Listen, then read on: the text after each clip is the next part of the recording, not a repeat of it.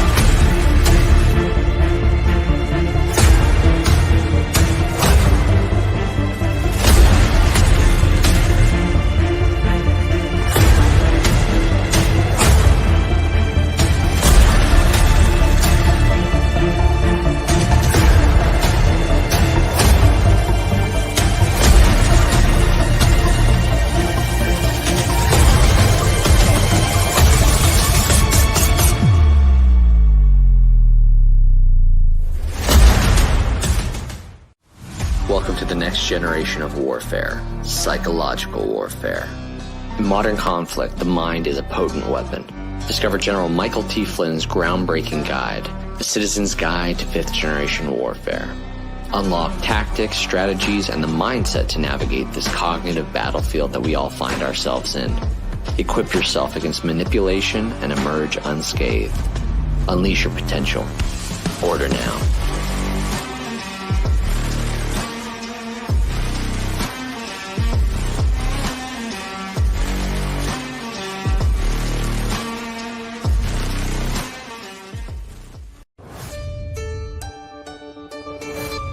Are you worried about the effects that higher inflation rates will have on your investments? Are you trying to secure your retirement savings against losses, but you notice that inflation is a hot topic these days? But how dangerous are low inflation rates on your retirement savings? An inflation rate of 2% may not seem like much, but it means that prices will just about quintuple over the lifetime of the average American. And 4% average inflation rate means that something that costs $1 when they're born will cost $23 when they die. That demonstrates the danger of even low inflation rates. So when it comes to gold and inflation rates, many investors want to know whether inflation rates have an effect on gold prices. What history indicates is that over the long term, increased inflation should lead to correspondingly higher gold prices. From September 1971 to August 2020, gold grew 7.5 times as much as inflation. Not only can an investment in physical gold help protect your assets against the damage done by inflation, it can also help grow the value of your retirement portfolio over the long term. If you're looking to protect your retirement assets, why wait until stock markets crash and gold begins to rise in price?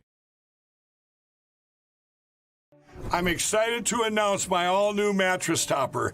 In the times we're in, I wanted to bring you the best affordable mattress topper ever. So I took my two best technologies and combined them to make the ultimate mattress topper.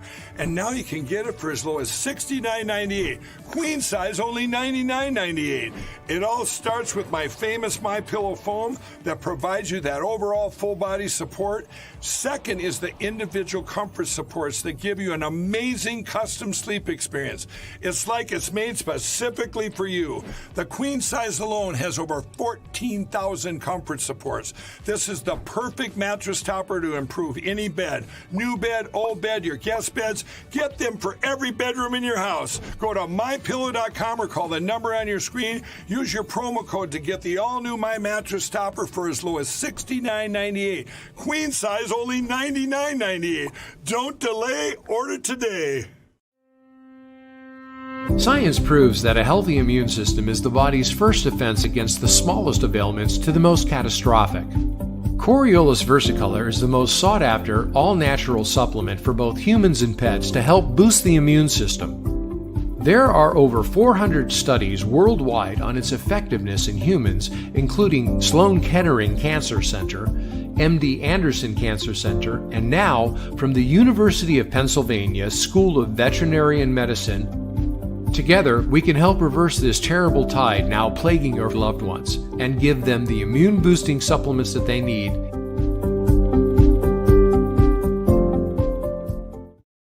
Have it. Those are my sponsors. Those are the people that keep this show afloat. So do me a solid. You guys know once we start the content, we're commercial free to the end. Down in the description are the people that support us. A lot of your companies, the parallel economy. So like I said, do me a solid. Click those links and at least give them some traffic on their websites. It really does help. You guys, my next guest, you guys are always excited about him. I'm always excited about him. I feel like we get to get as close as we can get to the center of this circle sometimes when we have Juanito come on the show. You guys see him on a bunch of other brilliant podcasts. So the honor is mine. Ladies and gentlemen, let me bring up on the screen now, 107. How are you doing, brother? Hey, good. And by the way, and I don't say it, I don't think hardly ever, but you know, when we've got sponsors that choose to go against the grain and support the podcast like that, remember, they demonetized so many really great hosts that were doing amazing work, had hundreds of thousands of viewers, and just shut them down so that they couldn't just pay the bills, keep the lights on. And I was talking to somebody the other day. He's working in a company in their shipping department, running the shipping department. Great host.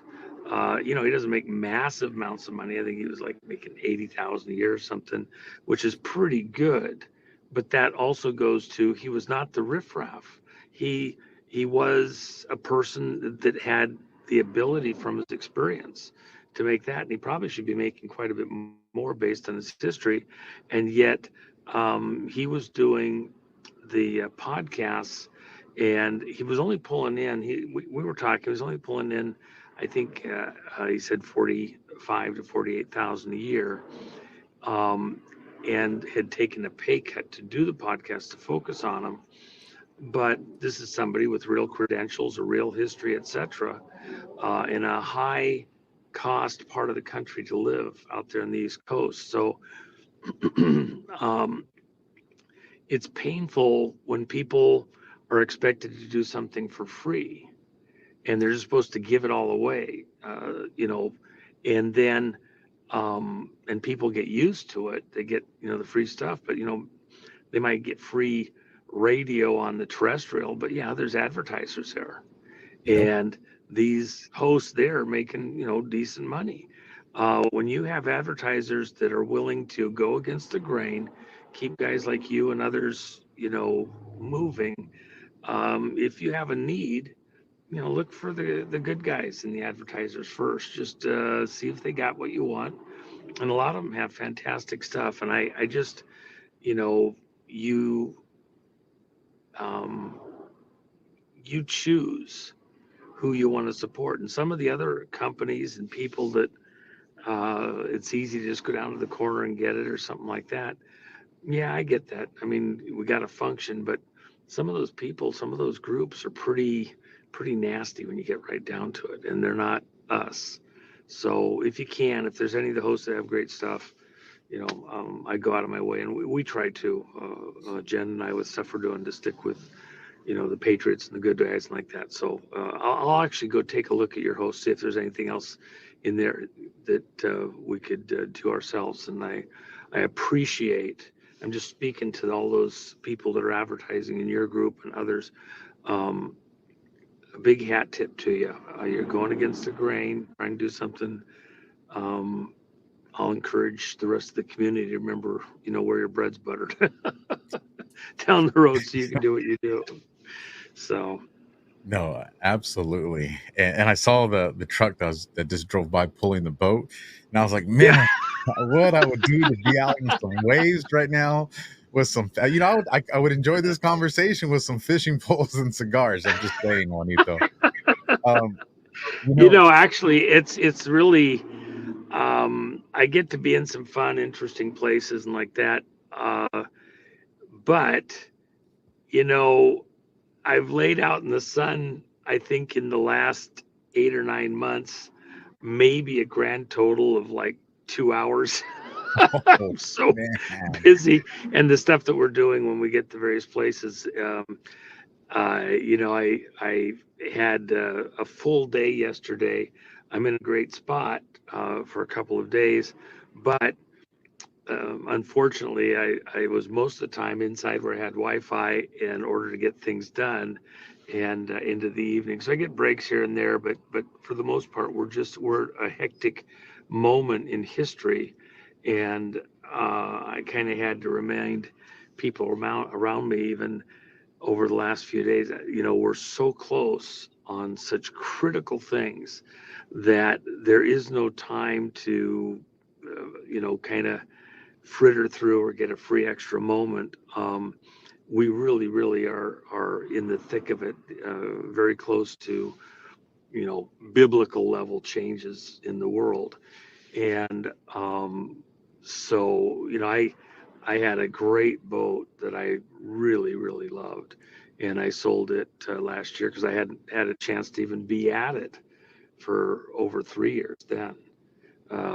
And it was painful because I just like, well, it's dialed in, but you know, boats, the jungle and the water, they consume and digest anything that's in them.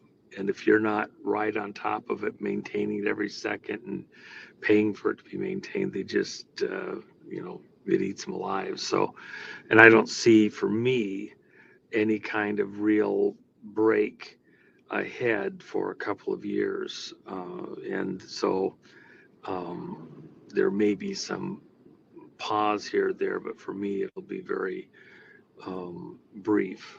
And so we take deep breaths. But yeah, anyway, that was, first well, question. let me just tell you on when you get the next one, because you will get a next one. You just let me know if you need me to take it out from time to time for you. I'll take one for the team. And invest that time. So yeah, let's get into this. There's a lot of people right now, Juan. There's people that are advanced. They can teach me a thing or two. Like they really have a grasp of what's going on. You have some people that they're awake. They're starting to get some traction. You have the new people that are just tuning into what's going on. They're just like, holy smoke. So there's this broad spectrum of people. But the one thing that they all kind of have in common right now is everybody just feels like there's something in the air. Like we feel like we're approaching like the 2-minute drill of the fourth quarter. Is that kind of how you feel what's going on right now? Well, I've mentioned a number of times over the years, Phil Collins' song "In the Air Tonight," and that has like some special meaning to me because there's a particular thing that happened, and I came back to Miami from out of the country, and it was a very emotional, grinding moment for me. And at some point in the future, maybe I'll talk about it publicly, but not now. And So that's one song, because payback is coming, believe me. Payback is coming. And I'm going to savor it when it gets here. The other thing, though, the other song that kind of hit me just in the last, I don't know, I downloaded it on my music app like 6 months ago, but I've come back to it a couple different times, mostly because of the entrance into the song, and that's Roundabout by Yes. And in that song, if you listen to the beginning of Roundabout, it's like, and you have to understand the era in which that was done. That was the era when you had Spectre and the Wall of Sound stuff and the big stadium concerts and everything. So they have this note that's hit, and then it's racing to you, and bam, it hits you. And then there's another note that's hit, and it starts out soft and it's racing to you, and bam, it hits. And it's that kind of acceleration. You know, I crew chief on a jet car, and you know, we've actually probably is the fastest one on the planet easily, but we haven't run it where we wanted to yet.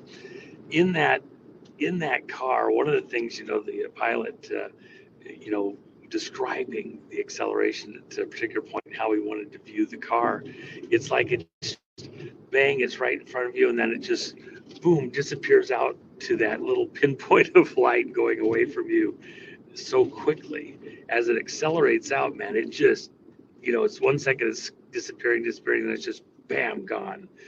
And you know, fighter jet leaving you or something like that. That's just the feel of it. It's that kind of acceleration that this moment is coming into when you feel you can see the tack moving. And I had somebody, we were in one of my cars years ago. I had a mechanic with me. I was trying to diagnose something, and he commented at a particular point, no. Most of the time, you see how fast the tack moves. I see the speedometer moving like a tack in this thing, okay? It just on the speed. And I think that's just kind of this thing that we're in at this exact moment, where things are accelerating, and they're continuing to accelerate. If you're in a car that really has amazing horsepower, you think of a street car that most people drive, and you get out of the power band at 70 or 80 miles an hour. And if you're a for real racer, when you get to that point, now you're in the power band, it's accelerating even harder. And that's kind of that feel that I think we're coming into right now. So many things that looked like they were going to happen, that we wanted to happen, that weren't happening, are suddenly all happening at the same time. I was telling people, careful what you wish for a while back, because you're about to get it. It'll all, you know, people, you know, it's not happening fast enough. Now they're going, you know, no, it's going too fast. I can't keep track. I can't, whatever. You know, I think that's what we're coming into. Yeah, I like that, man. I wish it would hurry up and just get here. And then it's just like, wait, whoa! I still got to finish my prepping. Hold on. You know, one of those things. I'm going to bring it up on the screen. You know what this is, so you don't have to keep your eyes off the road for this one, Juan. But you had sent me an article, and you've addressed this before in the past. And the title of this article it's dated from Friday, August 2nd, and it says it's a disaster. Japanese stocks suffer biggest point drop since Black Monday. And you look at this chart, and it's like, holy smokes, this thing is on a plummet. What does this translate to us? Is this something that's just we're looking at just going to affect, you know, Japan, the Asia area, or is this something that's going to have a ripple effect globally? Well, you've actually, you know, I've talked about it quite a few times. We're in a moment where a lot of things start happening in the financial sector. In fact, I was with a very well-known person the other day in London, that probably everybody in this audience know the name of. And we were talking through some of the stuff that had gone on and is going on related to election stuff. And it was Nigel Farage, a super guy. And in the course of that conversation, we were working through the next things that we saw coming and the timing of it. And of course, we talked about this situation with the monetary system. And we both said at the same time, banking. And because we both see it kind of the same way. And he has a history in the Asian markets and the bond markets over there. So that's part of his history. And we were both on the same page as we kind of walked through this. It's not an unknown. People in the industry are very aware that there's a problem there. The Japanese Bank of Japan is in a conundrum. Do they protect the markets or do they protect the currency? And you can't do either really in this particular situation. What they've been doing all the way along is micromanaging everything. And so they would make a little move and it would help the banks. They'd make a little move and it helps the markets. And they're running back and forth, back and forth. It's, it's been like a Chinese fire drill at every stoplight.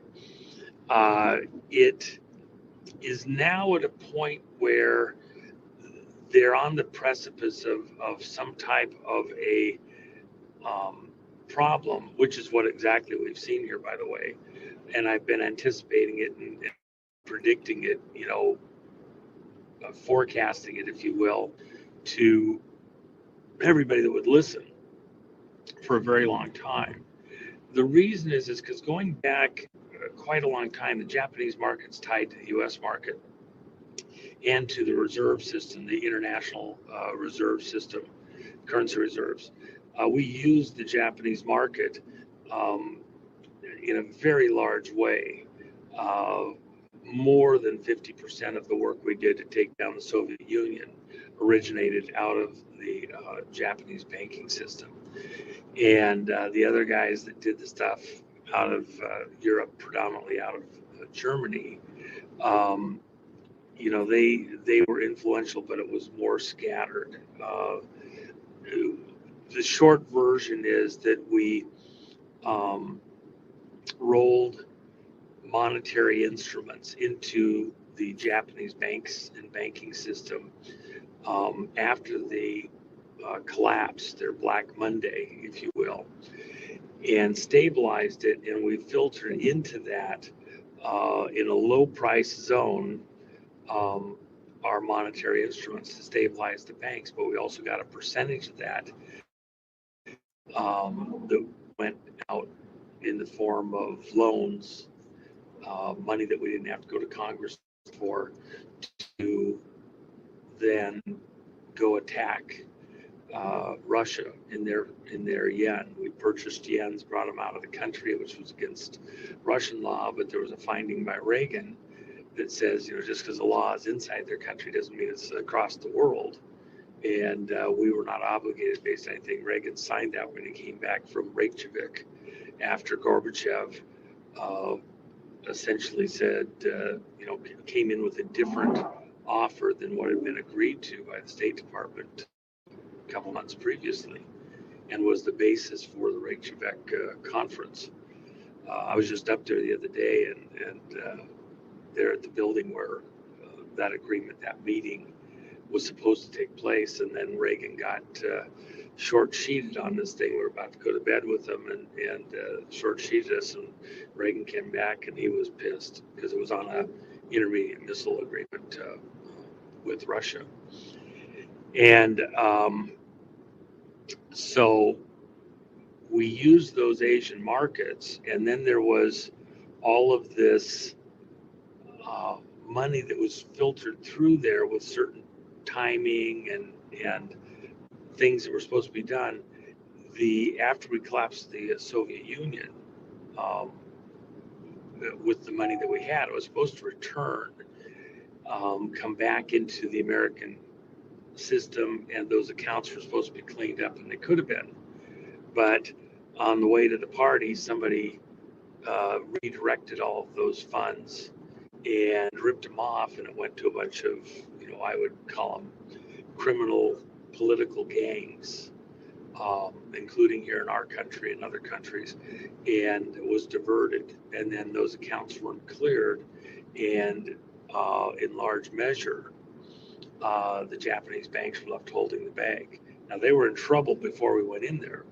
And in fact, an argument could be made that immediately prior to us coming in, when they had their collapse, somebody engineered that so that when we did our entry position, the prices were as low as possible to give us as much runway to do everything we did. But those monetary instruments were done with, 10 years in a day, 10 years in a month, 10 years in a year. And there's a reason why you would say it that way. There's legal reasons that they were denominated in that way.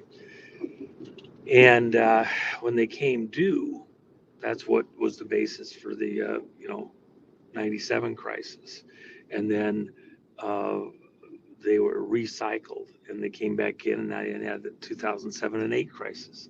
And then they were recycled back in, but the timing was changed. And now we're seeing the result of that change in the rules and the timing right now. And that's why I was telling people, this one was going to be harder to predict because it changed the rules, but it's coming.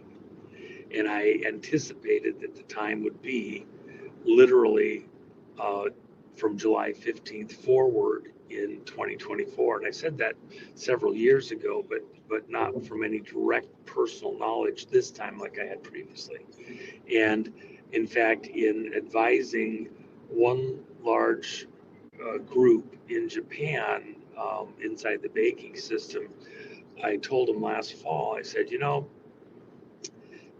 got to understand that it's coming, and for political reasons, I think it has to be that July 15th reporting period. If you're going to do something, and you better, the time to do it is to get started so that because it's when you're a bank and you're changing asset positions, there's all sorts of reporting requirements, and you got to get board members on board and investors and anticipate and all that. So there's a lot to it. It's not as easy as just somebody makes a whimsical decision and bang, you go do it. You got a lot of stuff you got to do behind the scenes.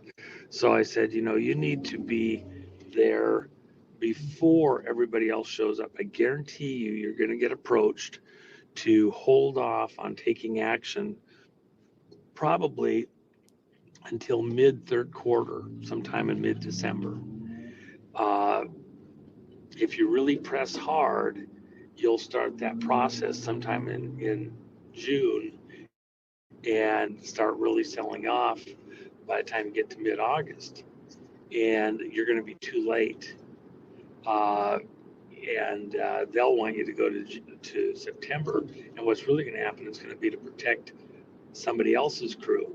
I said, if you're going to do this, and any better, I would be setting up and doing your first reporting before the end of the second quarter, which when you do something like that, everybody knows coming up on that behind the scenes that it's happening in the second quarter that you're doing that, because you have to tell a lot of people stuff legally and other things. And so I'd have a target of June 15th and beat everybody else to the punch. Otherwise, you won't probably survive. You're too small. A couple of the big guys will survive, and they'll just take you out. And so that's exactly what happened. They came in.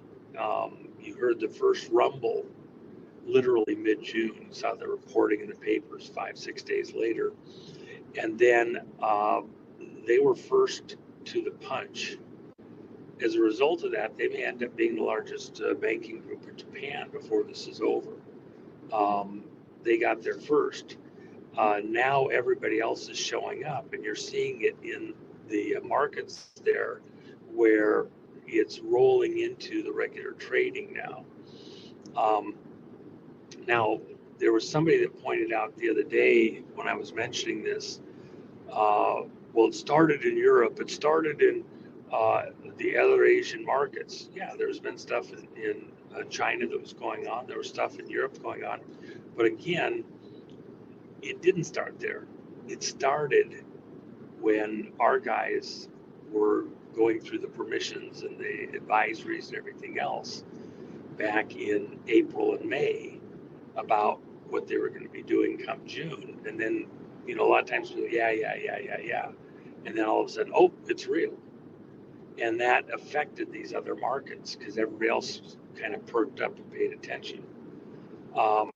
As I've said to audiences for a long time, I've said that the black swan is a financial thing, and it originates to most of the world, Japan. Japan is the closest trading partner with the United States and closest within our currency system in the Federal Reserve System.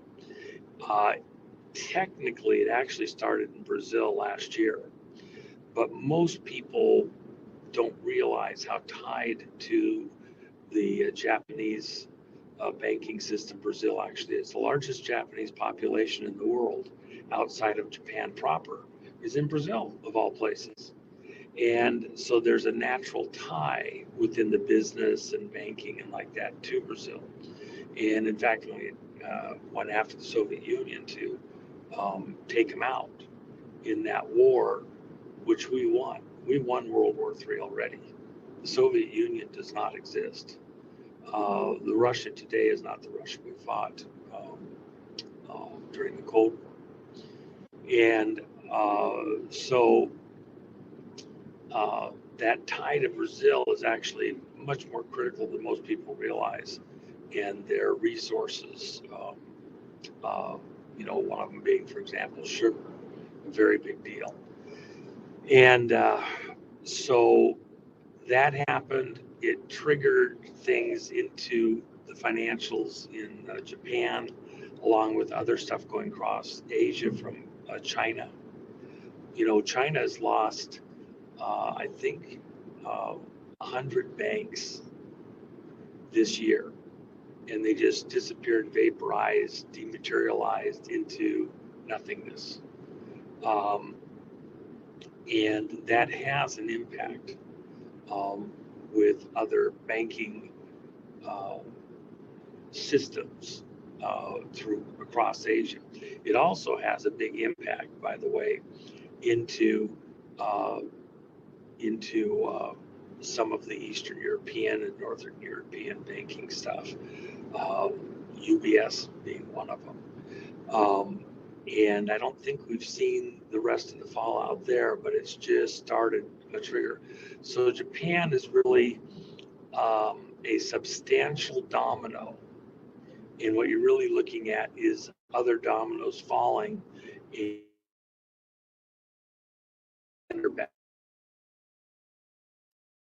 To add is that it primarily affects the Western United States and Hawaii, and then of course, all of Asia. And that's who will feel the greatest effect from the Bank of Japan stuff. But here's the other thing that very few people actually know. Our Federal Reserve System inside the United States actually guarantees a number of Japanese banks for their depositors. So when you start stressing the FDIC, you're stressing American banks from Japan. It starts there in the U.S. system. Think about that for a minute. I lost you there for a second. I hope I didn't lose you there. I know I went through a little bit of a social. Yeah, I went through a little bit of a low spot. That should be the last one, but go ahead. No, you're good. It went choppy just for a few seconds, but then we got you. So the FDIC here that's insuring the Japanese banks, like for me, like that's something completely new. Like how's that even legal? Because since it's another country. Well, and It's also, you have to remember, the Federal Reserve System is kind of a world system. Remember, the Federal Reserve uh, is no more U.S. government. It's no more federal than Federal Express. Okay, and by the way, it just cooks people's brains, but neither is the IRS. They're both Puerto Rican corporations. What? What are you talking about? That's the craziest thing ever in my life. No. U.S. courts have found that the IRS is a corporation based in Puerto Rico. It used to be based in the Philippines, by the way. And so it may have government employees administrating in it, but it's actually a foreign corporation. And that's why it's such a bizarre conversation when you get into it deeper and deeper. And people lose their minds over it when you get into it deep enough. But no, the Federal Reserve that handles all the American banking and money manufacturing and like that is a private corporation whose offices are in Puerto Rico.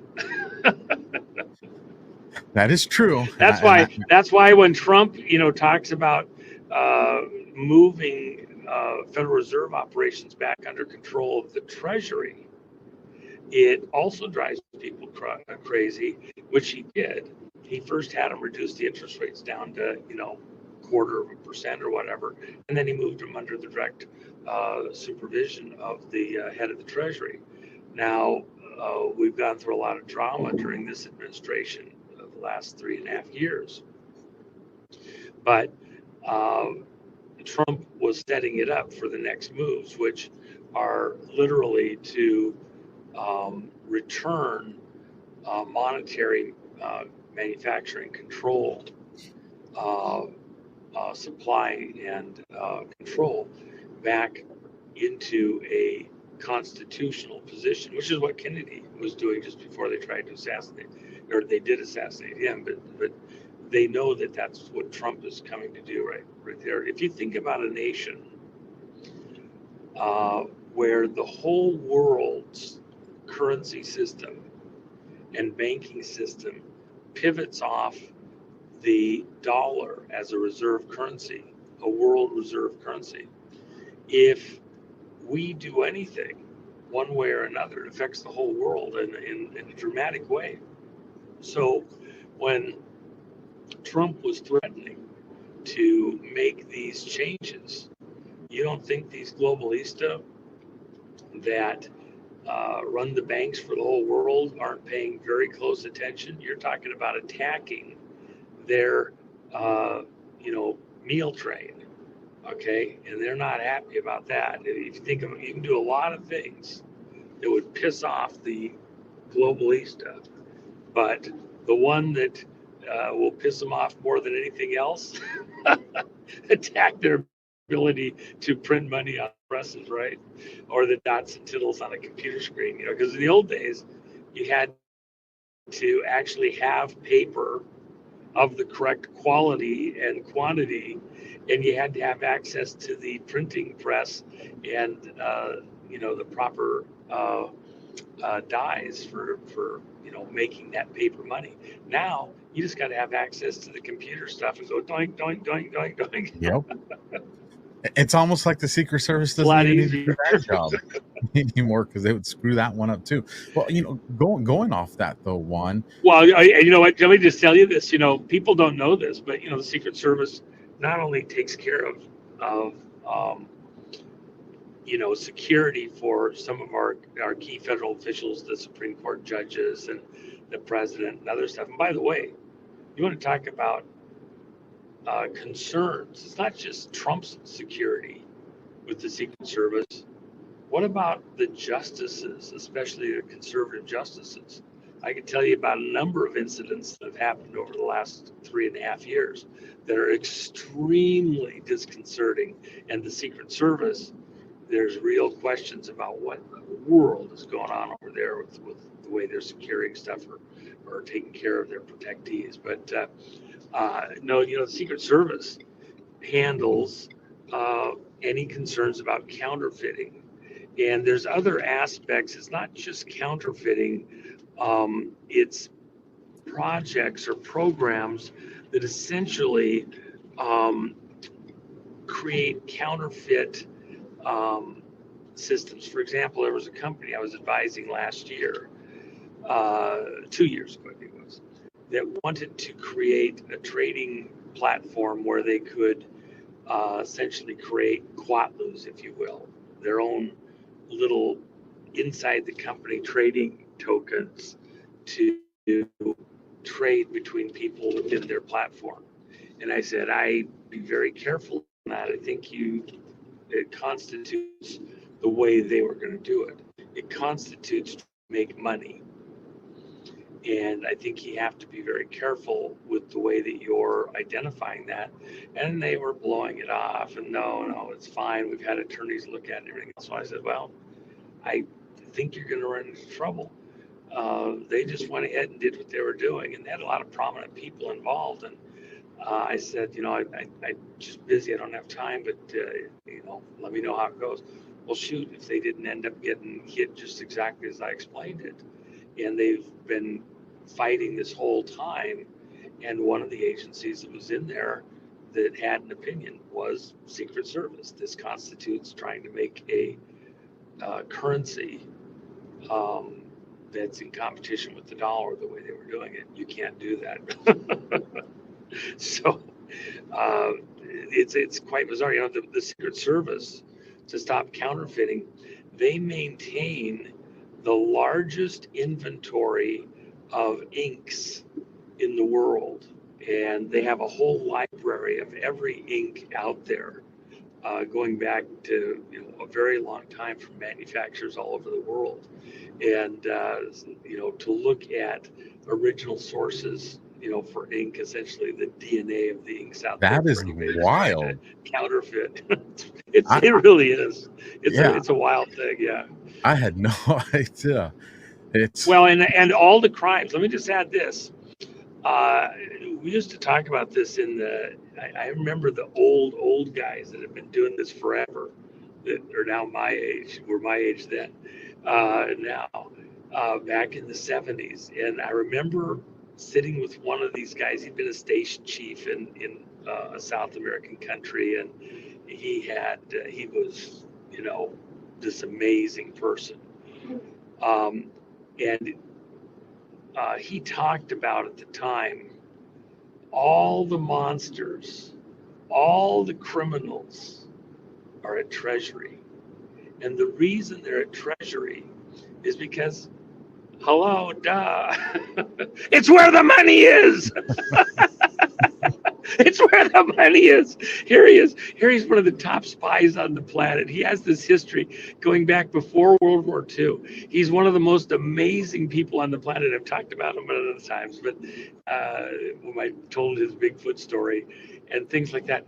And he turns around and he says, yeah, all the monsters are free. All of my adult life, that has been like almost a guiding principle. Think of all the monsters that we're ultimately facing. And by the way, what department is the Secret Service a branch of, out of? Treasury. They're Treasury agents. It's where the money is. Who's guarding the president? Who's guarding the justices? Guard the money. And so if you're the person that's put in charge of the Secret Service, and you got to guard the money and all that, how tied to the bankers are you? How critical are they going to be about who gets to have that job, right? Oh my so God! When the person drops out of office and gets taken out and resigns, you don't think that the bankers are paying attention to that person? Come on, man. Talk about dangerous positioning. But you made me think of something though, Juan. And I've heard this topic kind of comes on, it falls off, it gets momentum, it falls off. But the reevaluation of currency, is this something that has to do with what's happening? I mean, what's the motive behind the scenes besides what they're showing us optically? Like the news is going to reflect a certain story, the stocks are going to reflect certain story, but are there indicators of something behind the scenes that's probably also taking place? Because I keep hearing this conversation about the reevaluation of currency. Well, let me kind of go a little bit into that without losing everybody. You have all sorts of people with the Zim bonds and Vietnamese money, all the different ones, and everybody's going to be they're going to have all this money that they bought for nothing, and it's going to be revalued, and it's going to go back to certain corrective stuff, and you're going to have people that bought several thousands of Zim bonds, and then shortly they're going to be able to buy their own 747 and go to their 50,000 acre ranch, and they're going to buy their own space station, have it built. It's going to be better than Dubai in space. Look, and I'm actually thinking of one of the guys that I worked with on the stuff when we went after Soviet Union, the agreements we went into it with, and then he had to reevaluate because it was far more extensive than what the original agreement was. He had to take a deep breath. And he was going to pay off the national debt. He's going to build the greatest railway system in the world. And it just went on and on. You have to understand, you have to get realistic about what's going on here. Let's just say theoretically that we revalued and paid all these people back these, fantastical sums, etc. Okay, if we did that, what you're really doing is you're in Weimar Republic in Germany. When you print more money, then the value of the existing money goes down. It's not done in a vacuum. It's water sloshing in the tub. And as you continue to just print incessantly and bring out these huge numbers, what happens is the value of goods stays the same, but the value of the money you're buying the goods with goes down. So it takes more of it to buy the same thing. Yeah, you might, have $100 billion, and you're going to buy your ranch, and you're going to get your 747 and all that sort of thing. Oh crap! What happened? Well, the 747 went from $30 million to $30 billion. No, it didn't. The value of the 747 was the same. The value of the money you're trying to buy it with went down because they printed so much up of it. Part of the thing was, for example, when had Hillary won, by this point in history, their plan was to have Bitcoin worth a coin. Did that happen? No. Was that a good thing? Please God, yes. Why? Because it would have meant that the dollars had gone down in value that much. You'd be buying a loaf of bread for $300. Jesus. Okay, instead of 5 or 6. Okay, it's all relative, and you've got a bunch of people out there that aren't considering what happens to the prices when you flood the economy with all of this currency, if you will. And then if you look at the people out in that community, and I'm talking to some of you that are in that boat, a lot of them have I have mine, too bad about you mentality. Now, one of the things they'll qualify that with is, yeah, but in order to meet the international banking agreements and everything else, we're not going to keep all the money for ourselves. We have to come up with a charity plan for worthy charities that we're going to give 90% of our money to. And it's going to be a ranch for veterans to recover and recuperate, and we're only keeping 10% of it for ourselves. We have all these humanitarian things, and we have to manage that, and so we're going to take care of all the mothers. We're going to take care of all the babies that have been, raised in boxes and cages. And we're also going to have a landing port for the aliens that don't have anywhere to land conveniently and safely, and run them through security when they get here. They can't bring their lasers and blasters and run around the planet. It just gets more, disconnected from reality everywhere you get to. Why is that? Because if it was actually going to happen, if it happened the way these people believe it can and should happen, first off, there's going to be a day, and you have to think like a shyster for a minute. Let's just all think like we're con artists for a minute. Okay, they're going to have a shyster day. Okay, you're going to get a special phone call in the middle of the night, and it's on. And when the banks open up at 8 a.m. in the morning, there's going to be somebody at the door. You got to have the secret handshake code that allows you in. You've got to have your plan for how you're going to save the world with your secret charity plan. And then it has to be approved, but you have players that are doing all the prep work, so your plan is ready to go. It's the secret decoder ring plan that checks off all the boxes that the bankers are going to need to be able to see. And so it only costs you $5,000 of their special time. Everybody else it costs $50,000, but you got a special deal, and you had all the paperwork drawn up. It's all printed out. It's ready to go right this second. And you've got the secret handshake code. They're going to call you in the middle of the night. The special radio message is going to go out, boom, boom, boom, boom, and you got it. And then you're going to show up at the bank, and then they're going to look at it, and then they're going to give you a special account and a card for it. You're going to have all your money, and you can just go start spending it immediately. But it closes down 8 hours later. So if you're not in there on time, you're in trouble. Well, what was really going to happen? What was the plan? The plan was, had Hillary won, this would have happened. It was their plan. It was decades in the making. They had it all set up. And then you had all these people. They'd let a couple people through just to make it look legitimate. Even they would be shills. Somebody's cousin, somebody's uncle, somebody's whatever. And then it closed, and you'd get there a day late, a dollar show, or your person that was supposed to let you know didn't get the memo in the right way. Their copy machine didn't work. They slept through the alarm.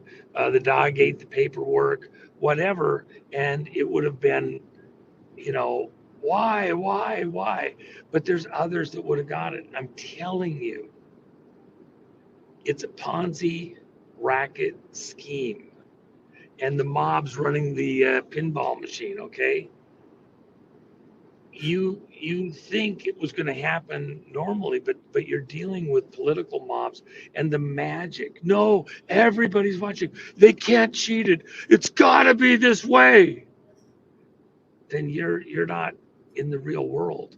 You're dealing with magicians, Merlins, who are able to do fantasy, to do magic to such a degree that you can't hardly even imagine how good they are at it.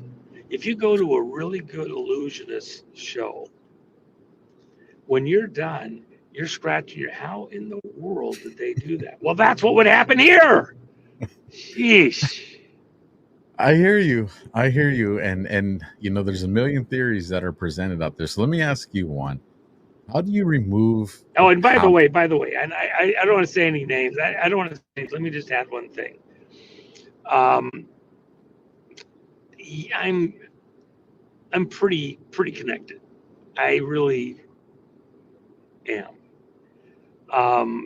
When people start talking about, and they've got a special secret handshake, don't talk about it agreement with all the right people. Really? That's interesting. And where did that come from? And what was the basis? And blah, blah, blah. No. I know guys that are signing the NDAs. I trained some of them. I'm highly skeptical. If anybody says that, yeah, I don't think that's going to play out very well over time. Might work for a season. please, everybody, just deep breaths. Whatever you do, whatever you decide to do over this, don't blame anybody else. Let the buyer beware.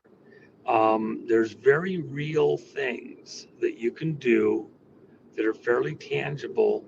If it's too good to be true, it probably is too good to be true. And there's some people that are making a lot of money playing on people's fears and greed. That And that is there's one last thing I want to say, and then I'll hand it back to you there, bro. There's an old saying: you can't con an honest man. When you get out of sorts, where you kind of get in that greed zone, where you think you're just going to absolutely slaughter it, but it's all for good. It's all for the children. They might be my grandchildren, and great grandchildren, and great great great grandchildren, but it's for the children. Okay. I think that's one of those moments where you have to take a deep breath, be honest, pray about it. Literally, just say a prayer.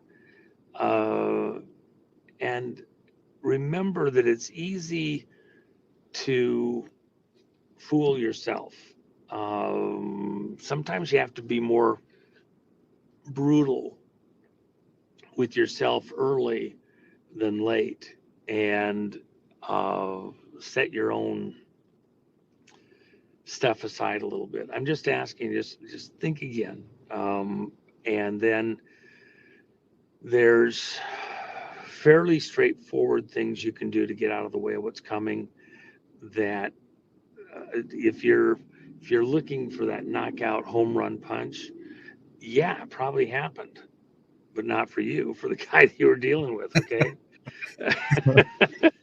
They saw you coming 1,000 miles away. I'm sorry. I know there's people out there that they're just shaking their heads. No, you don't know what you're talking about. It's not true. It's not true. It's not true.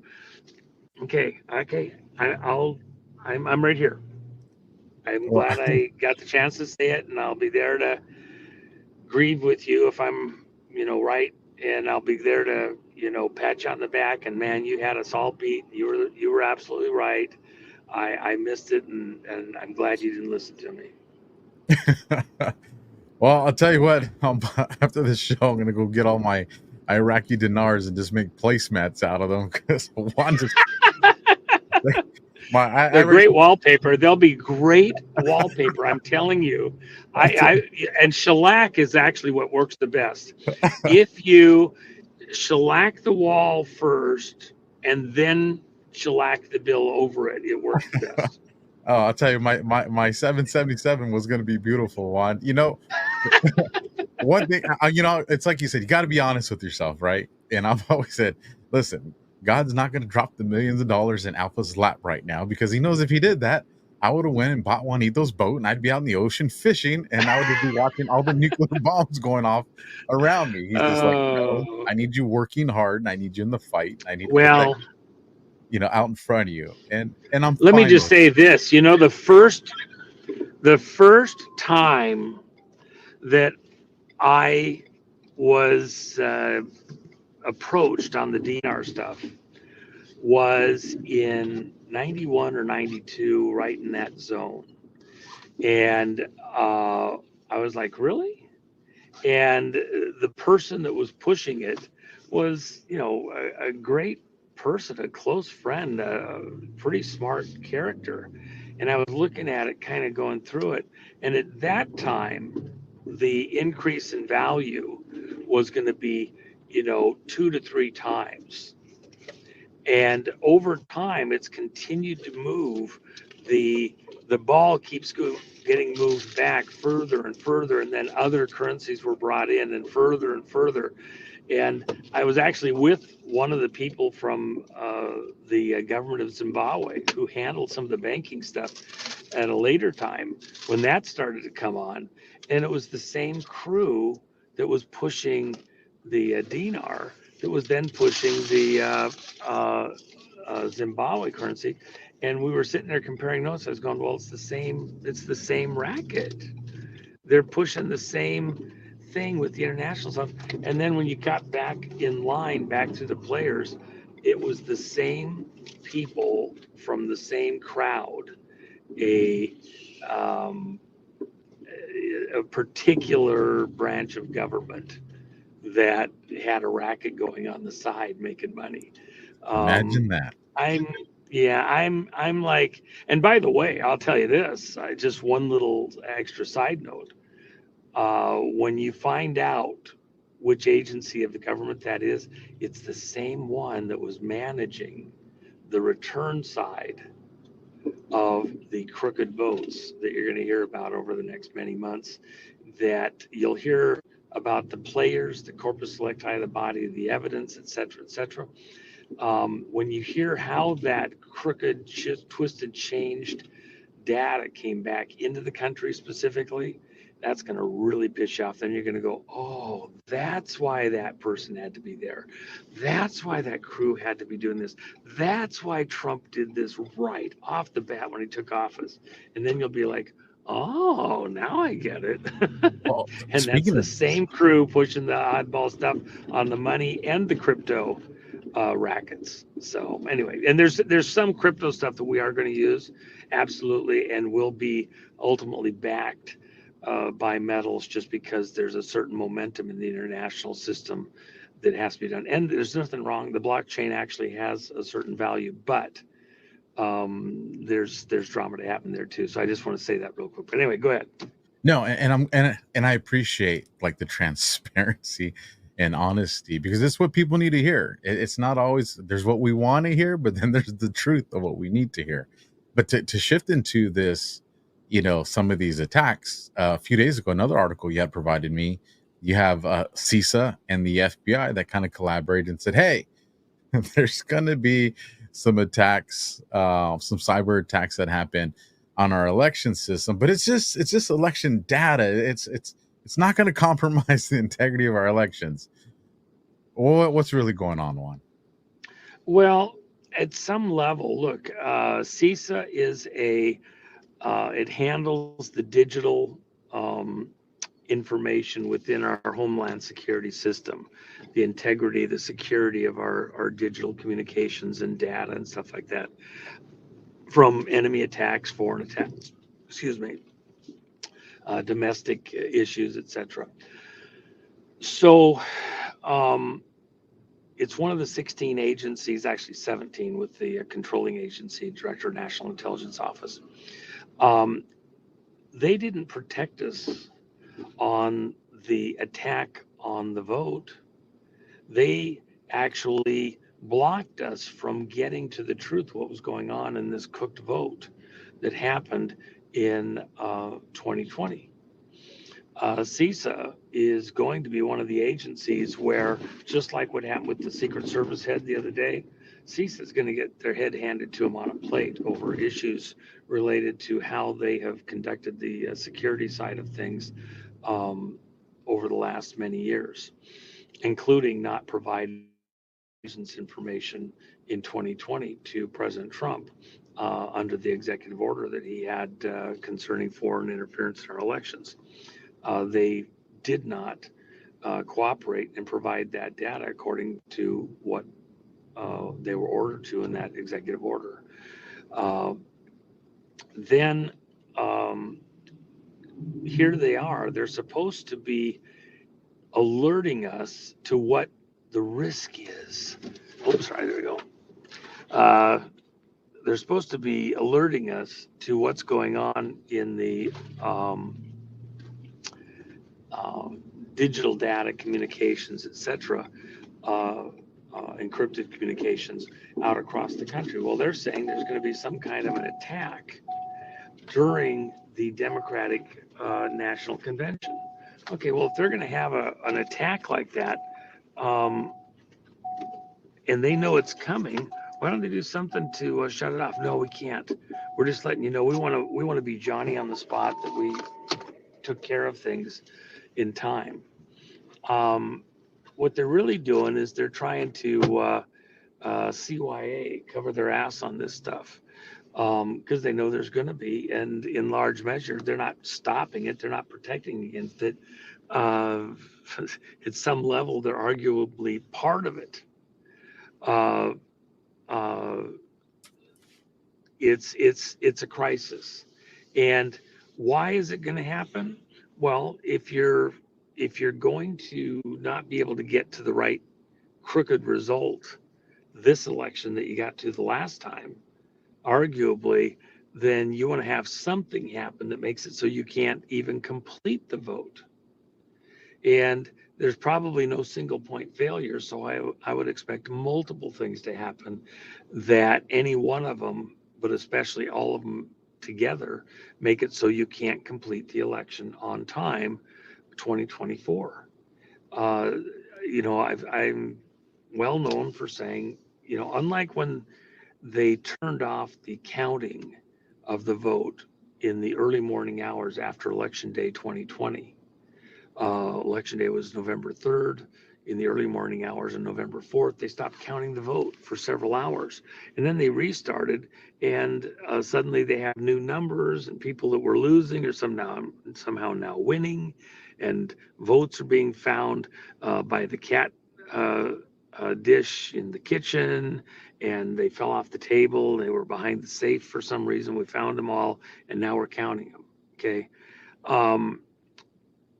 This time, I don't think it happens the same way. I think that they will stop the vote after the voting starts, but before Election Day. It could even be Election Day or immediately after, but they will never complete the vote. And then they'll blame it all on, conservatives that decided they were only going to vote on Election Day, people that, there's, they weren't able to vote safely in some cities because of problems. The computers didn't work right, and an enemy attack, 1,000 things. CrowdStrike. That issue there.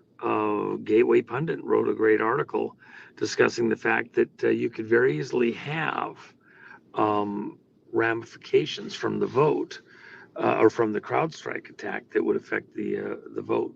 So we're not. There's a lot of reasons the election this time could be stopped, and it would benefit people that want to stay in power. Look, if you don't complete the vote on time, how do you do the transition in power? And then ultimately, too, there's one other thing here: who handles the transition between elected government, elected parties, and all that? Well, according to the way the government structures are set up, go look at the mission statement of Senior Executive Service. Just go Wikipedia it. Senior Executive Service is in this very bizarre, unusual position where they miraculously are supposed to handle these handoffs between Republicans and Democrats in the various offices they hold around the country between elections. And do they fully hand it off, or are they just pulling the puppet strings for both sides once they get into power? I've had things to say about SES a number of times. I think people need to look at it. At the end of the day, there's something has gone awry, has gone amiss over there. It's the shadow government. Every time Cheney had a, heart attack, miraculously he was over there recovering. Arguably, the reason he had a heart attack because he's over there and they were working to get everything done, overworking him. But SES, who has hijacked control of America? Who's hijacked the operations, including false flags? Is SES that mix? Are they behind a lot of the players behind it? SES has people in their ranks on the payroll, on the retirement plan, that are in many other, if not most every agency of government, including the inspector generals, by the way. That's a really big one. People don't even have a clue how critical the inspector generals are to the way government works. and virtually every one of them is on the payroll of SES. Once people understand how that works, oh my gosh, people are going to come out of their trees screaming. That's why nobody gets caught. But we're coming into a different season. This is why this is actually important, Alpha. Um, when the pendulum swings like it is now, it has gone so far out of the normative range, that when it swings back, it'll swing back so hard, it'll snap your neck in many ways. Some people want to snap it and break it because they don't want you to survive what's about to happen. But the reality is, America's on a trajectory where the people have reached an extreme, and they're coming back hard against all of the mischief. One of the countries that I have some connection to is Uganda. And the interesting thing about Uganda is that 50 years ago, Uganda is this place where unbelievable horrors were taking place. The president of Uganda, Idi Amin, literally had people, including a girlfriend, in his meat locker in his house. He was consuming people, eating them. He literally was that far off the rails, that mad, that insane. It still continues in that part of the world, by the way. In the Somali situation, when we had Black Hawk Down, the part that was not made public, my friend General Gary Harrell, who passed away last year, part of the backstory on why they did what they did to go get those men that were injured and killed in the helicopter crash. And part of the reason that we were there in the first place, the warlords that were running those areas in Somalia that we were addressing were all cannibals. Oh, and they were eating people and children. It was a nightmare, a horror. They were racing to get those men from the helicopter crash because they believed that if they could consume them, they got power over everybody, including their bloodlines, in a very tribalistic way. And so the race was on not to allow something like that to happen. A great horror. But the reason I mention that is this. Uganda came from that nightmare, and they came back, and then at a certain point, there was a type of reformation that had been happening to the people, to never let this happen again. And you have to understand that at the same time Uganda was coming back from this, you had horrors in the Congo next door and other countries across Africa where they were literally hacking each other to death with machetes, destroying complete other tribes. The madness, a criminally insane fever running across portions of Africa. The people of Uganda snapped back so hard at the horror of what had happened in, Uganda goes by the name Pearl of Africa. It has everything.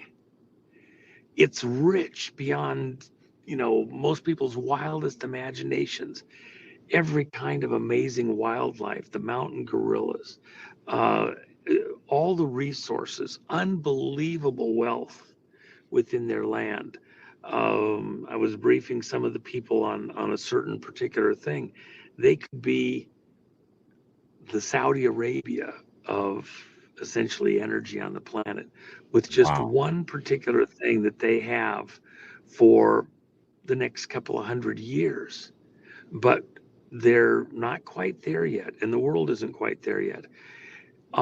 They've come back from where they were at the edge of madness, and there was a church movement in Uganda that came back to a certain point.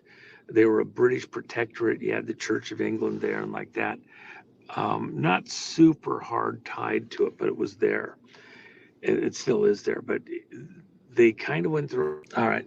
No, and so there was a move of God about a decade ago that I wouldn't even necessarily call it a revival. That'd probably be the common way of saying it. But for most of these people, there hadn't actually been, they weren't in that zone.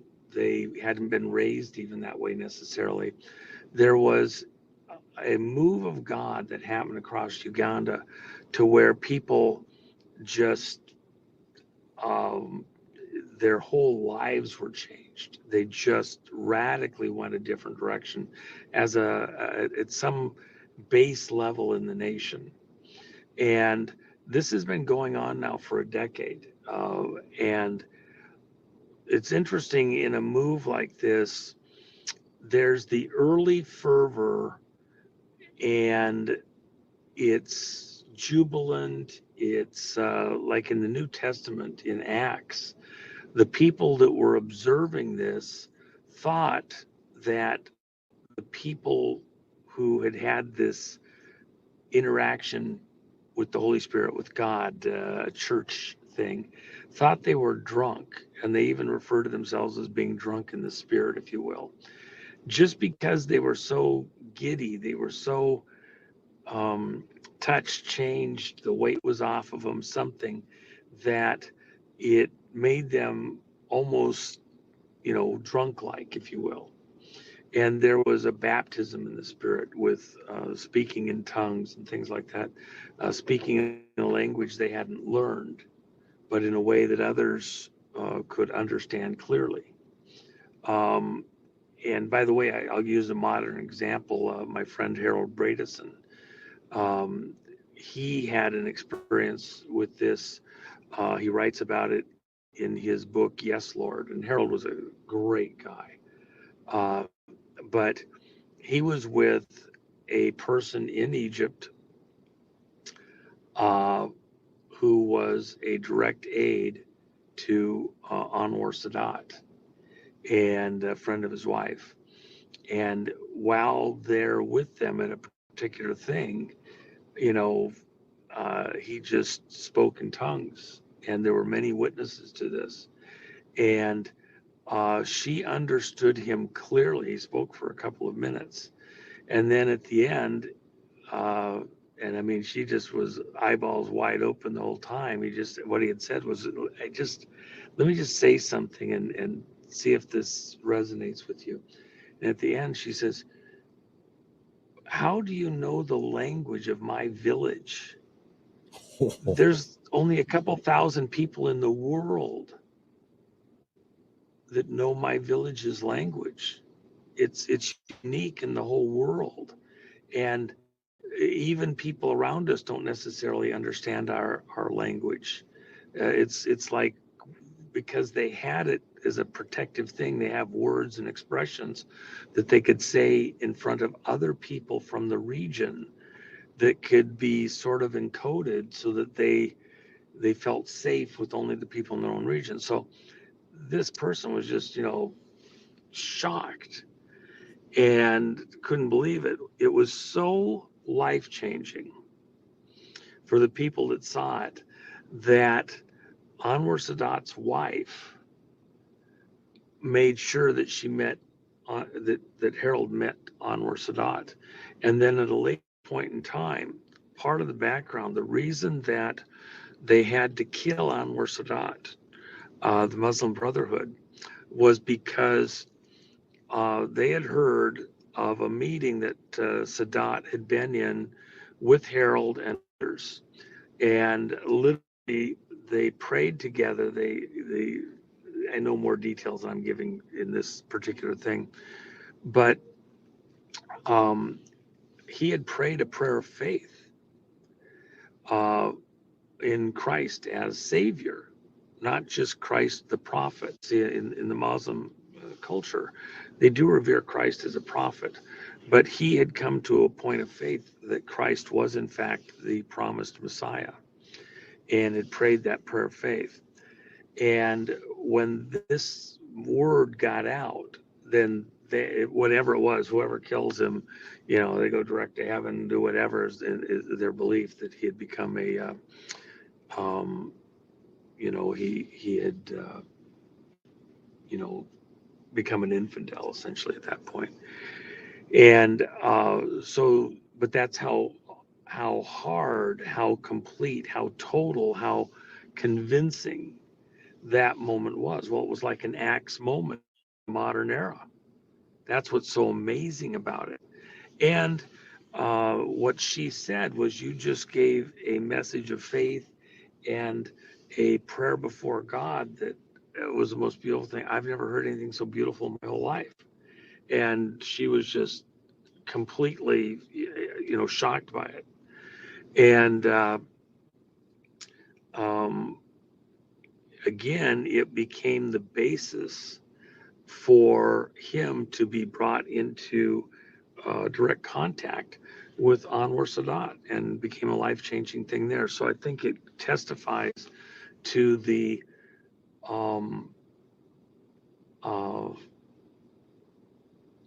not just the uniqueness of what happened, but the genuineness, that no man could have made these things happen except that there was something, hand of God in those events, the way it happened. So Absolutely sounds divine. I come back. Yeah, I come back then to Uganda. Uganda has been going through this giddy moment for quite a while, where there's been this, healings. Look, you go in the churches in Uganda, and they have a side of the stage. They're not churches like we see in the West so much. They're not cathedrals. They're literally warehouses, open, you know, areas where they've got a roof and some walls thrown in, and a concrete floor, a cement floor, and some chairs thrown up all around the area. They're not quite the formal locations like we have here, but then again, their services. The one church I went to there in Uganda, which is really a kind of a central one, the pastor was really the one that had the first services that started to blow up into these, unbelievable, went from 200 people to 200,000 people, type of thing. They have areas of the stage that are just where people have piled all the wheelchairs, walkers, back braces, crutches, everything. It's like fighter pilots stamping, bombing runs, or fighters that they've taken out, victory things at the side of the stage, and the people being healed. It's not in Uganda. One of the interesting things. So as this move started and people were being healed like that, there was some shysters in another area of Uganda on the northern side, who, I take back, on the southern side of Uganda, who were trying to mimic what had happened. And so they were literally paying women of the night and other people to come forward and then pretend they'd been healed. And they got caught and exposed, and it only lasted so long. And then people were like, oh, this isn't happening, whatever. But the thing that was wild about the stuff going on in Kampala and then going out into other regions, the people being healed were people that everybody knew their story. This person got hit in a car accident 30 years ago. They've been, in a body brace ever since. This person has had this skin problem all their life. Everybody knows it, it looks like a pariah. People that were well known, just like in Acts, the blind man or the cripple that's right there at the temple entrance for their whole life, begging alms, and then suddenly they rise up and walk. It was, just like with Christ, it was so undeniable, and something so uh, extreme that nobody was arguing the reality of it. Uh, you know, they were only arguing, is it okay to do it, or is it Christ doing it because he's in cohort of Satan, Lucifer, the devil, Beelzebul, something like that, Bub, something like that. And they challenged him, for example, that he was doing healings on the Sabbath, and that's work. And Christ had to explain that, uh, you know, healings can happen on the Sabbath. You're freeing somebody from a burden of being fallen into a well or whatever. That it was totally legitimate. Uh, that a house divided against itself, if the devil's doing healings and the devil's restraining people at the same time, then it's divided against itself. There's all sorts of examples in there. Well, with what happened in Uganda and continues to happen right now, they're now where I would contend these types of things go over a period of time. Now they're in the phase where many of those people, they've had a decade of spiritual growth, a decade to kind of come to grips with their faith. Even when Paul was this accuser of the Christians, and he was out, it's believed that he was present at the stoning of Stephen, who was a martyr. He was stoned to death early in Acts for talking about Christ. Some of the people in Acts, they were thrown in prison because they'd come into the town, and it so disrupted the town with their teachings, which were foreign to the people there in town with their gods and everything else, that it caused a commotion in the town where people couldn't function. And then the idea of healings, and they're trying to figure out, how are they doing this? What kind of magic are they using here? And it caused commerce, business amongst the people selling idols and like that to be damaged. They threw them in prison, and after they were beaten, the Jews had a limit. You could only hit somebody with, the lash 39 times. 40 was considered lethal. So you would have a number of lashings depending on the severity of the crime that they had committed. But when these followers of Christ were beaten, they could easily have been beaten beyond that. And they're in prison. They're all damaged, filthy floor, chained down, unable to function. Their wounds could easily get infected. And yet they sang, and the other prisoners could hear it, and they couldn't believe it. And the jailer in these situations with the Romans in charge, if you lost a prisoner, you suffered whatever their fate was supposed to be. You just replaced them. You'd be in prison for the rest of your life. You could be put to death. And so in the middle of the night, all the doors got sprung. Literally, the doors at the cell doors for the prisoners, the main doors for the prison, they all got sprung. And the guy that's running the prison, he was afraid that they'd escaped because they couldn't hear him singing anymore. And he was going to commit suicide rather than have their fate handed to him. And they cried out, and they're like, no, don't kill yourself. Don't kill yourself. We're here. We're fine. We didn't go anywhere. Even though all of the doors had been opened and the chains had been broken that were holding them in prison. Okay.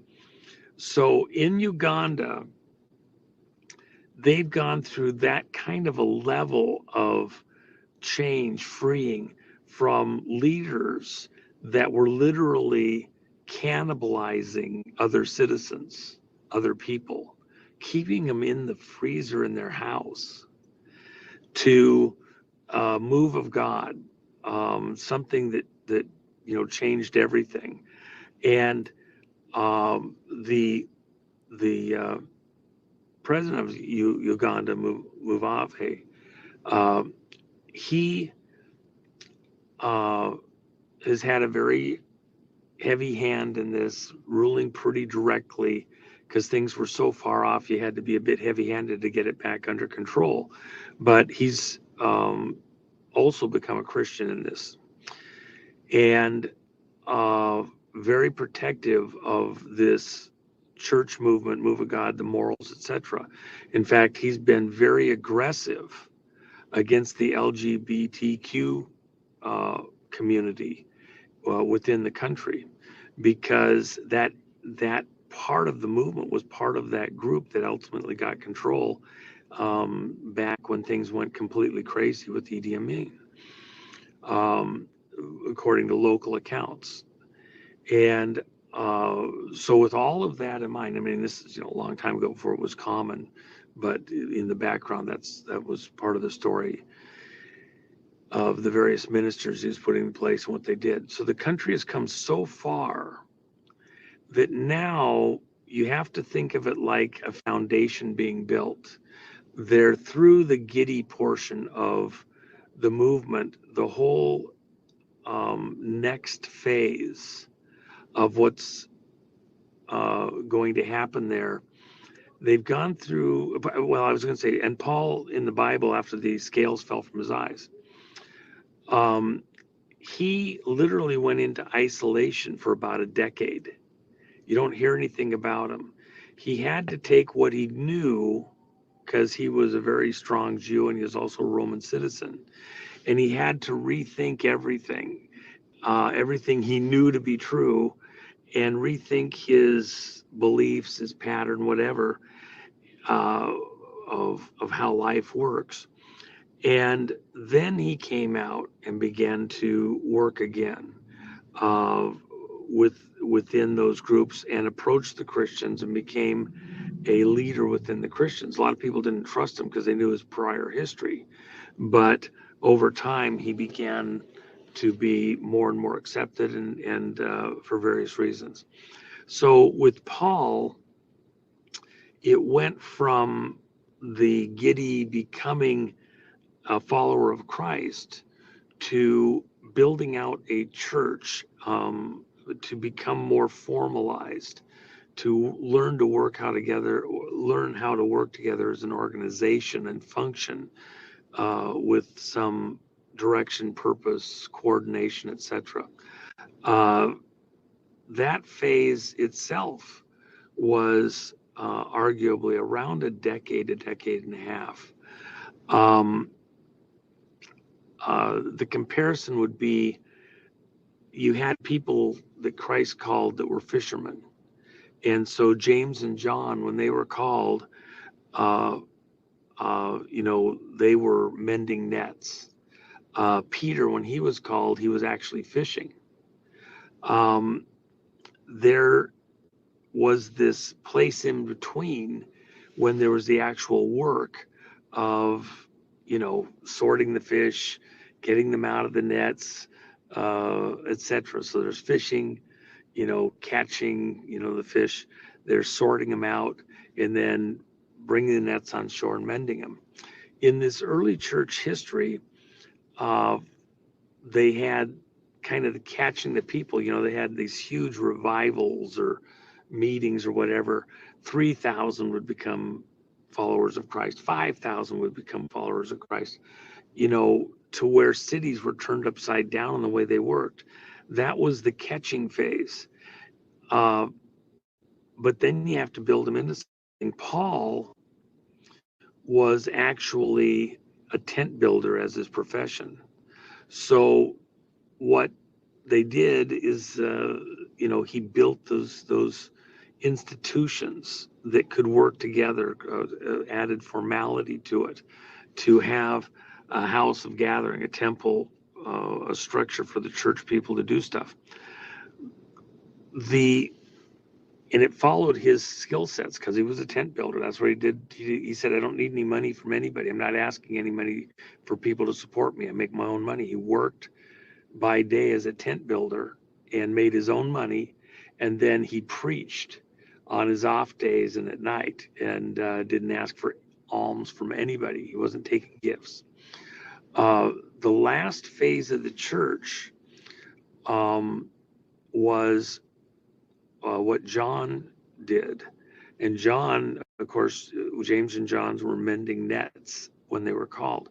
Well, if you look at the scriptures, whereas Paul's writings are about how the church is organized, functioning, the building, the organization of the building, John is about, he was mending nets. What happens is you use something in this world, things get worn out, they get a hole in them, they got to be maintained, fixed.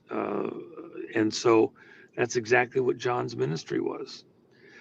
He was mending the nets of the church, mending the walls of the church, getting rid of it where it wasn't holding the catch. These fishers of men, well, then you had to keep the catch, sort it and then keep it.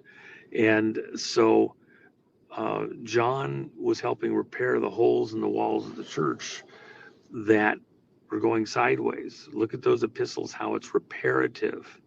And it was the last of the three ministries, including getting to write the Revelations, what would be at the end times and how it would go. So we look at something like what's going on in Uganda, and I look there because they've experienced before us much of what I believe is coming for America, and they had it first in this latest move. They were deeply despondent. The whole country was shamed across the world for the evils of the government that had come into power under their watch, the horrors that they were involved in, that some of which were never even fully discussed in the West, but there in Uganda, the people all knew so many of the horrors that you couldn't even talk about. And they repented of it. They were repulsed by it. They, had to rebuild the country, and then got a strong man in office who could come against all these people that had moved into government office, and he moved them out and cleaned it out. Now they've had a decade to where they're pretty educated. They're rebuilding their house, their function. It's this build out phase, and they have the resources to do it. They can be amazing and be the strong man of East Africa to help everybody else in these neighboring countries get their act together. America is somewhere in that zone, I believe, where we're about to have the horrors of what's been allowed to come to pass on our watch come to the fore, and the damage it's done across the world. We have this horror in Ukraine that literally people in our government brought to pass. We have horrors in our own land with monsters being imported to destroy our own people right here in our own land, with some of the worst of these people that have been brought into the country, who are for real gang members and monsters and killers. When we get through dealing with this, I think the country will be in a mental state similar to what Uganda was in, as the horrors of what was going on there are brought, out into the open. I think it's going to lead national shaming, and even then challenge for repentance to, reject, turn away from all the things that have been done in our name. And then the next phase of that is, this decade ahead to go in and clear out all the institutions and start rebuilding America. It's going to take some time. We have way more raw resources here present, including infrastructure, that will survive this. So it'll be a shorter period, it'll be more compressed. But we're the ones that have to kind of re-get us back up on the feet as a country, and then move forward from there. So it's kind of a long drawn out explanation, I know, but I was trying to give you some of the flavors of, that's why I think Uganda, there's some information there in the way that things happen, which is informative to us about things that are ahead for us in these kind of similar cycles that happen to societies. The things that you're going to learn about the leaders that have gotten into power here in America is going to be very distressing to most Americans, and we're going to reject it. It's going to be horrors. No, and I appreciate it, and I appreciate you going into such detail with it, because it allows people to see something that's already happened, and what the aftermath of that look like. The silver lining to some of these atrocities, because we are seeing that unfold in our country and around the world. So let me ask you 3 questions, and you can incorporate them into one response, Juan, or you could just focus on one if you want before we call it a night here. Yeah. You've mentioned fairly frequently about this near death experience that we're going to go through, and it almost kind of sounds like this conversation you had is kind of this boiling point of what's going to bring us there. We just saw an assassination attempt on President Trump. We see them putting Kamala Harris as the DNC poster child for now, at least. And we see everybody poking the bear for picking a fight with Iran, which has all the hallmark concerns of a nuclear war. Do you see all these things as separate incidences? Do you think they're all one and the same? Do you think this is all part of that near-death experience that we're all going to kind of experience before we kind of transition to what you were just telling us about? Well, I would contend that, for example, Uganda back in the Idi Amin period, that couple of decades before Idi Amin was toppled were maybe very similar. The horrors weren't necessarily known publicly broadly, but they were known behind the scenes. And let me just say, I'm a lot of people don't want to hear this, but the whole thing with the Hillary Clinton campaign, the Podesta brothers, and the spirit cooking, and Maria Abramovich, the artistic whatever of Antarctica, crazy stuff.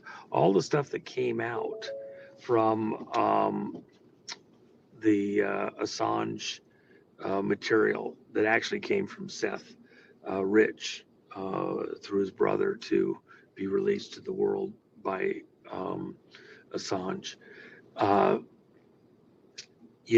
Within that category, Kamala Harris's sister was one of the attendees at the spirit cooking dinners and at Comet Pizza, with all the bizarre things in the background of the Comet Pizza stuff with Hillary and like that.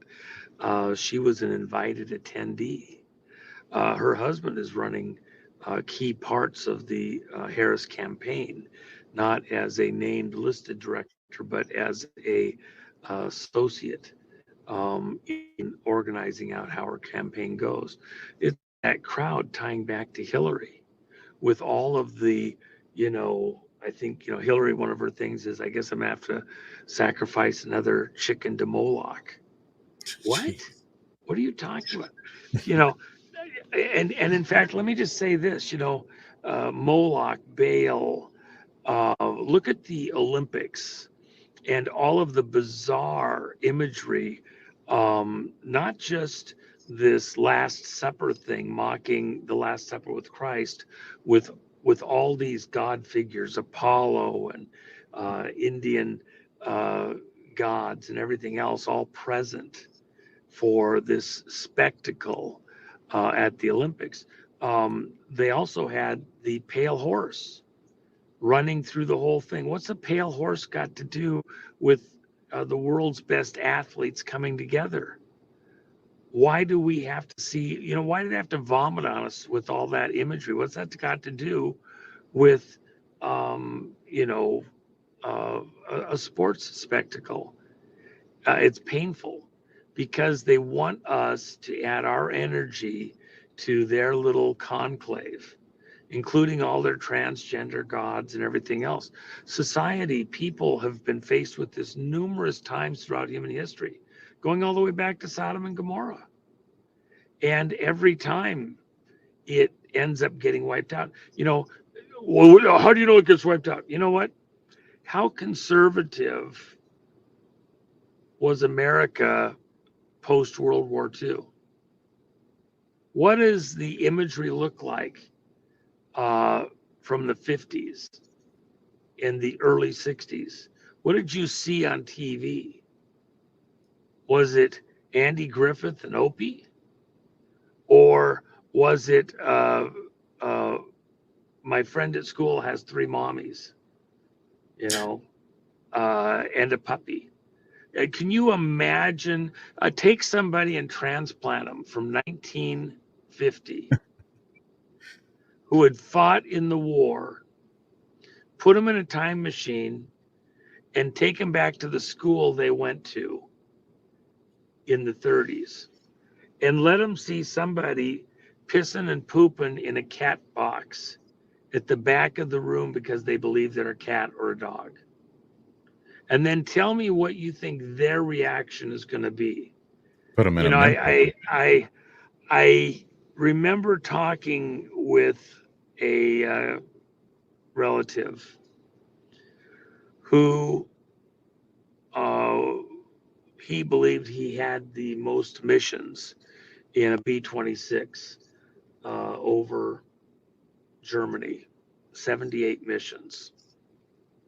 I've heard somebody said there was 79 by one person out at the Boeing Flight Museum, and we were looking, and I don't think they were able to substantiate that. Whatever, it was a lot. And we were talking because something had happened, and he was, discussing this thing with me, and he says, yeah, I had something similar. And he said, that this was early on. This was like he hadn't finished his first group. After 25 missions, you were done. You could leave. And he decided to stay. And he said the reason he decided to stay, he did it to try to get the kids through who were younger, didn't have the experience, etc., that he had. And he just didn't feel right leaving. He had already made the decision to stay longer just before he would have otherwise been able to rotate out. I think he was on his 23rd mission, and his co-pilot, they'd been friends all the way back into flight school. And at this time, he was still a young guy. I think he was 23 at the time that he's stuck around. He'd been there for most of the war, and now he's into, these bombing runs over Germany. And no warning, nothing. It was like the first flak that they started to come into on this particular run almost immediately as they started to come into the flak. And one of the flak rounds exploded right there on the co-pilot side of the aircraft. And in an instant, his head was blown apart, and he never even knew what hit him, type of thing. And this person had to fly the whole mission with the body of his co-pilot blasted into the chair. They thought about moving him, and he says, no, just leave him. It would have been too horrible to try to move him, and the controls were damaged anyway in that area. So they completed the mission, came all the way back in, and it, had been tough already. They'd lost plenty of people. He'd already had one plane that had been destroyed in the flight, and they had to ditch and be recovered. But it created a resolve in him where he would not leave till they'd finished the whole effort, and that's how he ended up at 78 missions. And he couldn't walk away at some certain point. He'd already survived at that point. If God was going to take him, he was going to take him. And they actually lost, I believe, 3 more aircraft that he flew, where they were destroyed, returned them, beat to smithereens and like that. Lost other members of crew because, the flak and the shooting and all that, you could get people hurt in your airplane and still get the airplane back. It was pretty tough. But it created a certain type of resolve in the spirits of those people. If you took him forward in time to right now, even his co-pilot, if he could come back from the dead to this moment, what kind of a response do you think you would get from them? Would it be a casual, oh gosh, you guys have lost it, man. You got to pull it together. You got to whatever. Or would they kick you in the ass so hard you didn't land till you changed counties? Would they ask you, what in the world are you thinking to let things get this bad? Are you out of your minds? What is wrong with you? I think, look, this was a guy that ran businesses afterwards. He came back. He never flew again privately like that. It says, no, I think I used all 9 lives up on that. When I landed from that last mission and we were done with that phase, it was like a light switch, flipped it, and I was on to the next thing in life. I never wanted to fly again. I'd done the job. I'd done whatever. That was out of me. But he stayed till the job was done. But how would those people feel about the sacrifices that they made and then people made around them if they knew where we are right now? And then, by the way, this has happened over and over in human history. Israel had the situation there with Elijah, where the people were sacrificing their babies to Moloch and Baal, literally handing their children into the arms of a bronze statue with mechanical levers to carry the baby from its hands into the belly of the fire pot of this idol, where they had a huge fire going in it, and drop them into the incinerator. And with all the screaming, all the chanting, all the yelling, all the cutting, literally demons running this thing. And Elijah says, are you out of your minds? You're not worshiping the true God in heaven. Here, let's build 2 altars. We'll see which one God takes. And when the people realized that God was the God of Elijah, not these monsters, after the whole day, go read the story, then they turned on those priests of Baal and killed every single one of them. They were so incensed. They'd been sacrificing their children to these people that seemed so powerful, so strong. And they snapped out of it and realized, oh gosh, and God took the sacrifice of Elijah. And then the rest of the things that happened in Israel, where they went out and got the rest of them. That's kind of like this moment in time. I think that's what's coming for us. There's some kind of a, the common term is awakening or whatever. The bad guys want to steal the words and own them, so we don't get to own them. But it is some kind of, coming back to being alive, consciousness, and realizing how far we've been taken off base. So Let me sneak I've one got more in. another show I promised to do that I probably should go pretty quickly to. So one more question, and then I'll get out of here. One more quick one. You can answer it yes, no, or however you want. Have we seen All the right. last? Have we seen the last of Q, Juan? Well, yes and no. The Q operation achieved its purpose, which was to raise a group of people, mostly young people, very young gamers, to bring them to a point where they, as a core, understood how to research, how to look at events, where to look for information, how to not be conned or easily taken off point, and how to communicate what things to communicate. And the Q team did a fantastic job. It wasn't an individual. It to it, a military operation, achieved all of its goals as far as educating, training, and prepping people for exactly what we've gone through.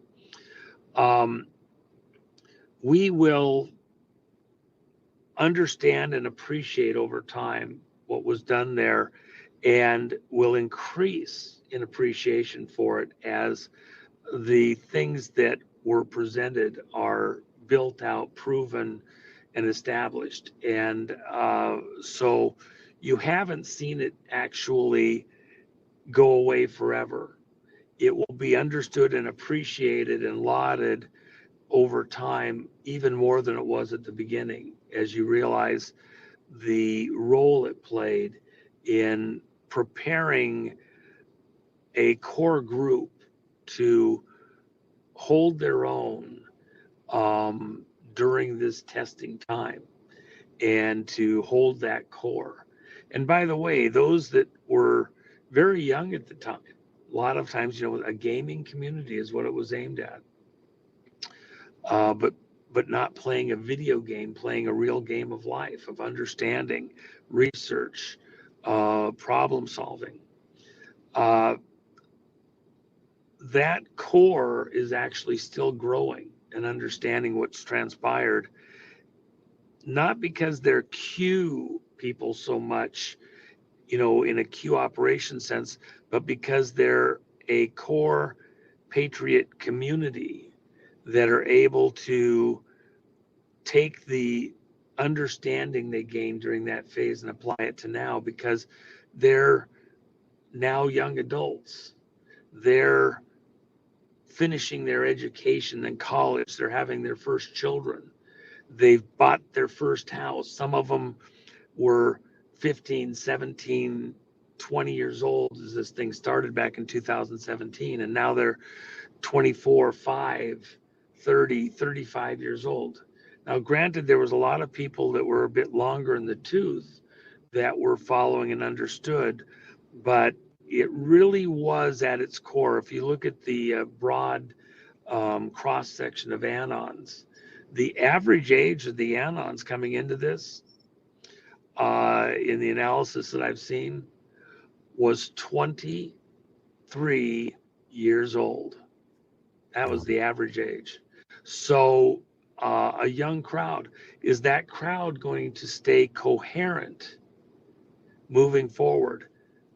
I would say absolutely, because in fact, the events that have occurred over the last several years, even during the quiet, haven't lost them. They've reinforced everything they understood, studied, learned about where things are going in the people. Look at what I just mentioned about the Harris stuff, and the campaign people being the same ones that were there with Hillary Clinton's campaign, and with similar values. They attended the same spirit cooking stuff They went to Comet Pizza. It's the same players over again.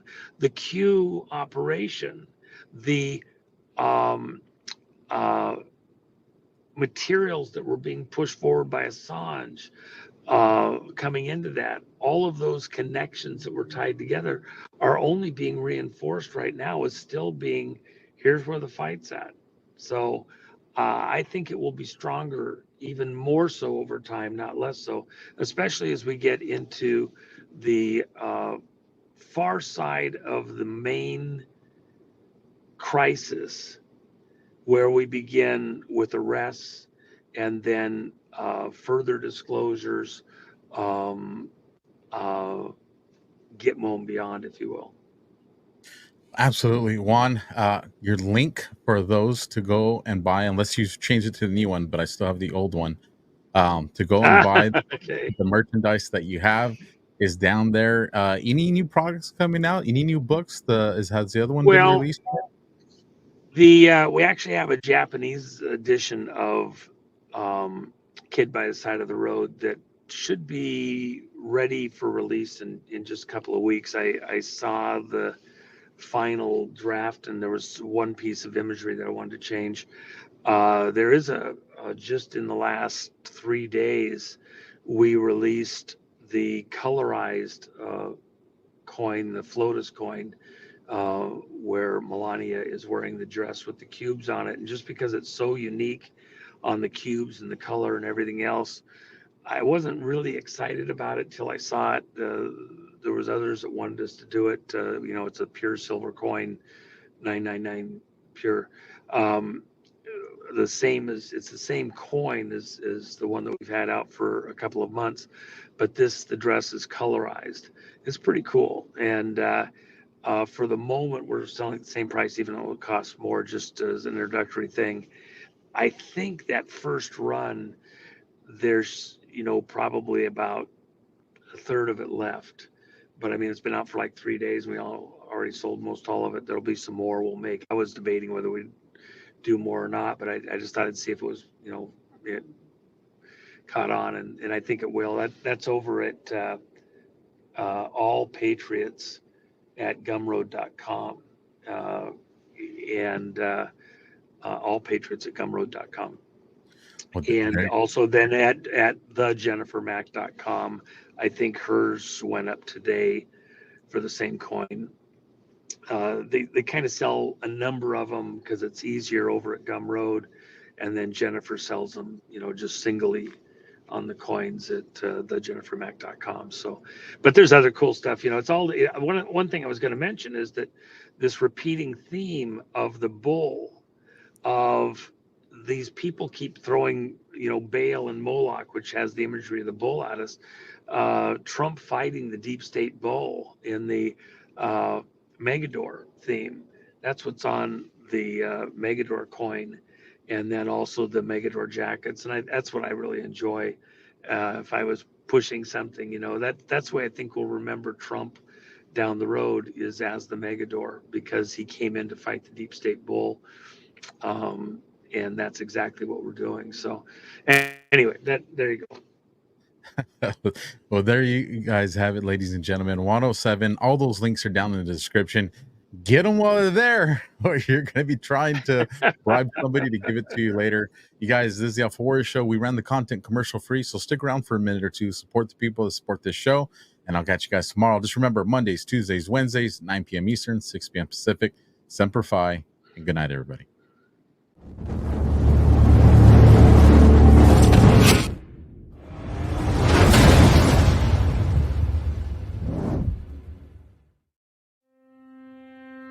Science proves that a healthy immune system is the body's first defense against the smallest of ailments to the most catastrophic.